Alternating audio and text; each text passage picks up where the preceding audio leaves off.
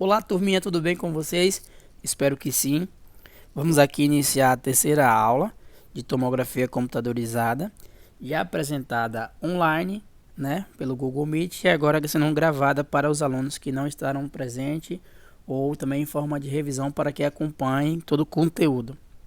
Então, hoje a aula é de estudos de radiológico do crânio, tomografia de crânio, iniciando, né, basicamente aqui com a anatomia do crânio, onde a gente pode aqui já visualizar, né, a imagem de parte frontal, onde a gente tem o osso frontal, o parietal direito e esquerdo, o temporal direito, o temporal esquerdo, o etmoide e o esfenoide, né? O esfenoide sempre caracterizado como a asa menor,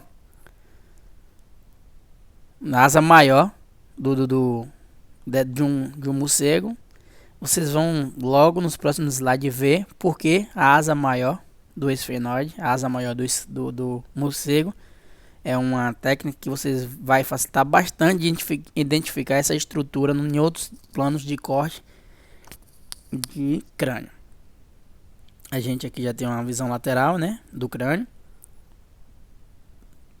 com essa parte da região frontal. A gente aqui tem a visão do etmoide, a gente tem aqui a visão lateral do esfenoide, a asa maior esquerda, né? A gente tem aqui a região lateral do temporal e o osso occipital e parietal. Então aqui a gente tem uma vista já do corte superior, onde a gente estava aqui possibilitando visualizar a região frontal, né? O esfenoide, e aqui caracterizado como a asa maior, a asa menor, asa maior do esfenoide, né? Do morcego. É uma brincadeira que vai facilitar a gente identificar qual a estrutura, né? Ou alteração diferente nela. Aqui a gente tem o osso temporal, aqui a gente tem o osso parietal e o osso occipital, e aqui nessa região o maior forame magno da região do crânio. Visualizando essas imagens, a gente agora vai trabalhar com o plano médio sagital, com linhas, né? A gente tem aqui a divisão do alinhamento, onde aqui a gente encontra a glabela, o násio, o trago, o acâncio, o gônio e o mento, né? E essa aqui, a linha interpupilar. A gente vai ter necessidade de ter noção desses alinhamentos de plano para que centralize um exame com qualidade. Vista a topografia do crânio, né? Para correto posicionamento do crânio, devemos levar em considerações aos planos e linhas, né? Essas linhas são formadas do ponto anatômico com o ponto médio do meato acústico externo, o MAIA, né? O MAIA é a abertura de todos os canais externos para a orelha, o ponto central das aberturas, denominada como o ponto auricular, né? Onde saiu de toda a divisão desses pontos que a gente citou agora aqui, na glabela, no mento, no násio, no acâncio, no trago, no gônio. E então, quais as estruturas do crânio, né? Quais são os ossos? A gente tem dois ossos parietais, dois ossos temporais, um osso occipital, um osso frontal, um etmoide e um esfenoide, né? Na face a gente já encontra, né, dois maxilares, dois zigomáticos, dois lacrimais, dois nasais, duas conchas nasais inferiores, dois palatinos, um vômito e uma mandíbula. A gente às vezes se engana, se confunde aí com a mandíbula, né? Por ser grande, a gente pensa que são divididas e estão duas.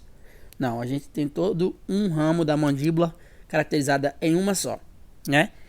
Esses ossos da face, e no seio da face a gente vai encontrar a parte frontal, o maxilar, o etmoide e o esfenoide. Na cavidade orbital, né, a fissura órbita e o forame óptico, né, onde a gente tem o olho. No esfenoide a gente vai estar presente aí a célula Tusca, né, com o processo clinoide, o clivos ali, o forame óptico e esse dorso.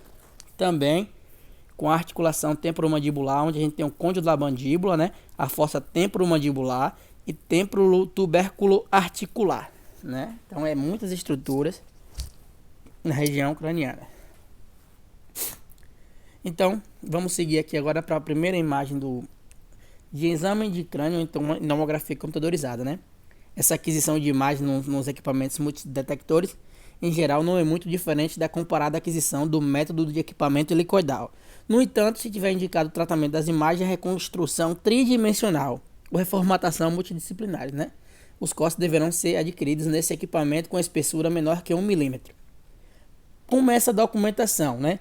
Para esses exames de protocolo, a empresa solicita, na sua grande maioria, né, uma imagem com 19 imagens contidas mais scout sem contraste. Outra película com um filme com 19 imagens mais scout sem contraste, né? E se for preciso ou necessário, um filme com a janela óssea. Então, gente, para um correto posicionamento do crânio, do exame de crânio, a gente vai utilizar a cinta da cabeça, as almofadas temporais aqui, que não dá um conforto maior, a cinta do queixo e a cinta do corpo. Esse aqui é o posicionamento para tomografia de crânio. Esse é o posicionamento certo, o alinhamento aqui, né? A gente vai aqui pegar do ponto de saída o MAI e o alinhamento, né, na órbita meatal. Observaram aí? Qual é a maneira interessante de saber todo o alinhamento? Então, posicionado, alinhado com a linha órbita meatal, damos início ao exame. Então, damos início ao exame selecionando o protocolo, né, com as imagens, selecionando de protocolo milímetros de corte, distanciamento e números de imagem a ser trabalhadas. Aperto o play. Antes de então todo o posicionamento, é preciso que se tenha uma anamnese, né? É uma entrevista prévia com o paciente que será útil para escolher o protocolo adequado a ser utilizado e a viabilidade do uso de contraste, né? Esse contraste em tomografia é utilizado sempre que houver uma ruptura de barreira hematoencefálica, um vazamento, né? Como nos casos de tumores vasculares ou no processo infeccioso, ainda que não tenha um objetivo que for estudo o contraste de vasos arteriais ou venosos, né? Normalmente o volume não excede a taxa de 2 milímetros por quilo. No exame de crânio, a rotina da taxa a ser utilizada é 1 miligrama por quilo. Se o paciente tiver 70 kg, ele vai utilizar 70 ml do contraste. Então vamos trabalhar aqui com os termos técnicos, é o delay, tempo de espera entre o início da injeção e o contraste para a aquisição do corte, né? Então eu tenho um tempo ali caracterizado como delay, onde o tempo que foi ali na bomba injetora mandou o contraste e a gente está esperando esse certo tempo para que o contraste chegue na região de estudo, né, estrutura. A gente tem um gap, que é o espaço dos cortes, o incremento, né, que é o trabalho com a mesa ali, o deslocamento, as teclas de alteração, que é a janela TCW, e o L, que é para o nível da janela, né, e a gente tem o ROI. Esse ROI é um dispositivo automático que permite detectar a chegada do contraste na região de interesse. Então, se o contraste chegou na região do crânio, eu não estava atento ali para dar o play no exame, esse dispositivo vai agir, né, de forma correta, segura, para que a gente não perca, e assim, ela sendo acionada, esse dispositivo automático, né, ela vai agir com base no aumento de intensidade de pixels no local, né, procurando o melhor interesse de visão. Então a gente vai ter 10 cortes, né, na fossa posterior, 8 na região supratentorial. A gente vai ter um scout, que é uma imagem em perfil de topografia da imagem, para saber de onde a gente vai fazer esse corte. Na fossa posterior a gente vai ter um corte de 2 a 5 milímetros. E na supratentorial de 7 a 10 milímetros vai trabalhar o incremento da mesa, né? Depois do incremento a gente vai trabalhar com a fossa posterior de 5 milímetros, supratentorial de 10. A gente vai dar o gap, que acabei de falar aqui agora, né? Que é a fossa posterior de 0 a 3 e supratentorial a 10 milímetros. O modo de aquisição da tomografia para esse exame axial vai trabalhar com um FOV de 22 centímetros. O volume de contraste vai ser 1 milímetro por peso. A gente vai ter um delay de espera, né, até que o contraste chegue na estrutura de 1 minuto. E a velocidade desse exame de infusão vai ser manual e normal, né? A observação que os cortes é paralelo à linha órbita meatal. Então aqui a gente tem um scout, né, uma imagem tipo topograma, onde é selecionado da onde vai percorrer esse estudo craniano. Essa é uma imagem de scout de 1 cm mais C, sem o contraste. E aqui a gente vai trabalhar com as estruturas, noções aqui simples, né, da anatomia do crânio. Onde aqui a gente já tem a presença do tubérculo, da articulação mandibular, né? Aqui a gente vai ter aqui o processo pterigoide, certo? Aqui o músculo pterigoide, número 3. Aqui no 4, né, a gente vai trabalhar com a lente. E o 5 já é o bulbo do olho, né? Esse 7 aqui, a fossa da mandíbula. E esse 8, o maior forame, o forame magnum, na região, o maior forame do crânio. Já com agilidade e adquisição diferentes, a gente vai trabalhar aqui Olha, lembrando aquela estrutura do morcego que eu falei, asa menor, asa maior sempre ao lado esquerdo, asa menor do esfenoide, né? Aqui, o ponto de alinhamento, o maio, meato.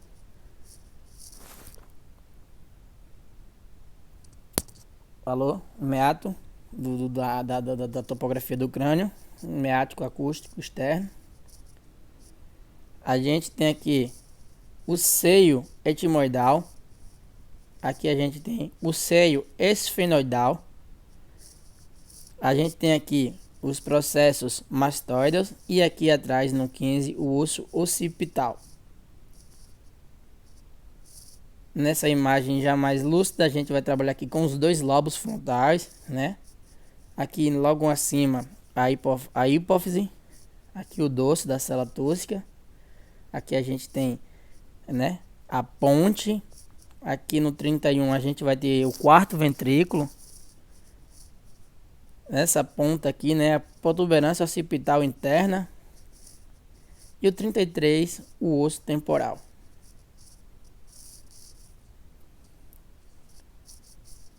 Aqui a gente tem a foice do cérebro, né? Ela tem um desenho de foice.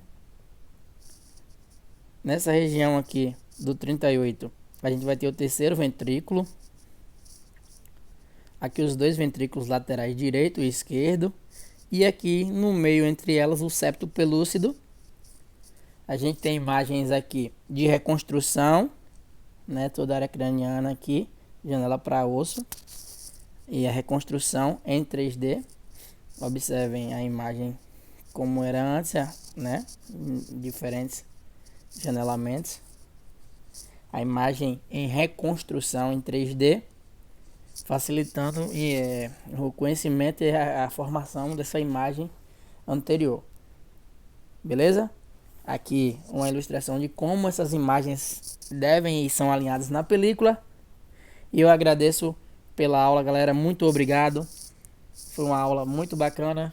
Espero todos que vocês tenham entendido. Estamos aí presentes, jogando duro. Valeu, galera. Um abraço.